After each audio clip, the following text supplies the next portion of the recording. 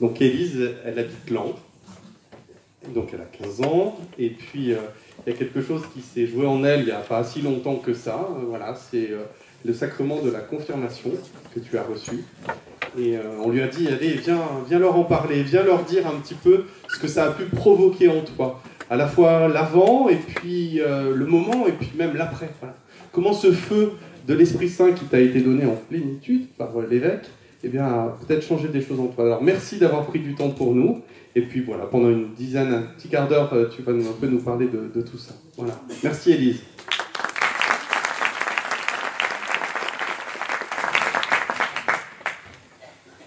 Bonjour à tous et à toutes. Bonjour Élise. Bonjour. Je m'appelle donc Élise Pargnot, j'ai 15 ans et suis en seconde au lycée Pierre Méchain à Laon.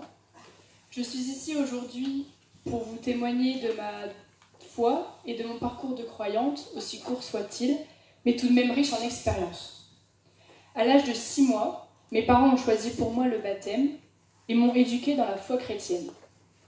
Au cours de ma scolarité à l'institution Notre-Dame de Liesse, j'ai pu nourrir cette foi à travers les différents parcours de catéchèse, ce qui m'a permis de découvrir Dieu et d'être auprès d'autres jeunes ayant les mêmes convictions. En parallèle, je me suis inscrite au groupe scout de Laon en CE2 à 9 ans, dès que j'ai pu entrer aux Jeannettes. Ces nombreuses années de scoutisme m'ont enseigné des valeurs qui me sont aujourd'hui essentielles dans ma vie quotidienne, telles que la débrouillardise, la prise d'initiative, le dévouement ou l'entraide. À la messe, peu de jeunes sont présents. Ça doit être pour cela que j'ai parfois du mal à être en communion avec l'Assemblée. Dans la messe, je viens chercher un message de Dieu que je peux appliquer dans ma vie et qui me permet de commencer ma semaine solidement accompagnée par Dieu. Mais je n'arrive pas toujours à le retirer par moi-même de l'Évangile. C'est pour cela que je trouve que l'homélie est un moment important de la messe. Cependant, ce message et cet accompagnement de Dieu, les scouts me l'apportent. Ils me permettent de raviver la flamme de ma foi. Les scouts me permettent également de me rapprocher de Dieu d'une manière différente que par la messe. J'ai découvert Dieu sous une autre forme, plus humaine, plus concrète, à travers des actions, à travers des valeurs.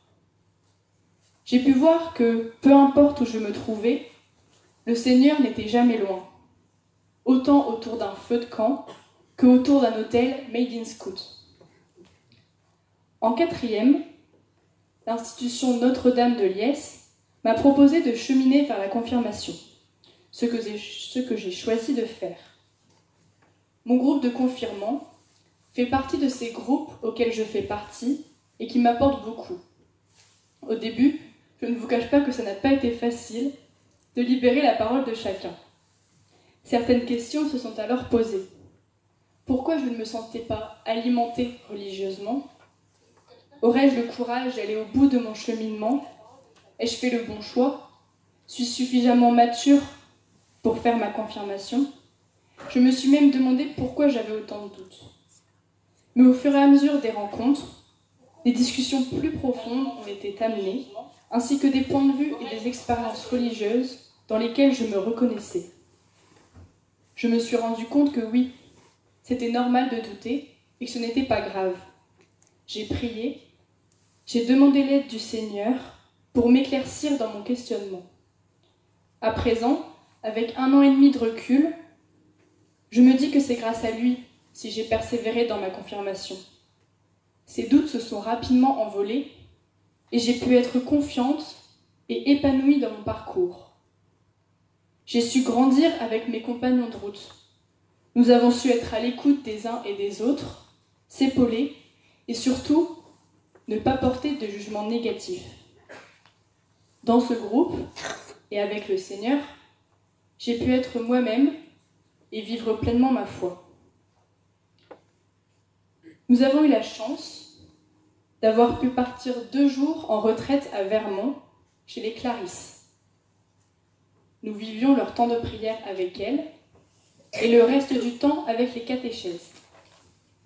Dans les temps de recueillement vécus, il y a eu cette adoration, ma première. Elle était facultative, mais j'ai décidé de tenter l'expérience. Nous nous sommes donc installés dans la chapelle avec les sœurs. Au début, j'ai eu du mal à me mettre en communion avec Dieu. Puis après environ 10 minutes, je n'étais plus moi.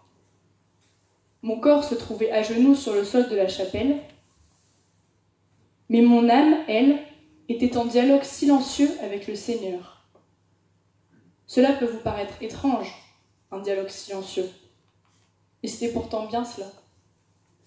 Je me sentais emplie d'une joie immense, et en même temps d'une colère contre mes erreurs, contre les fois où j'ai dévié de mon chemin de croyante.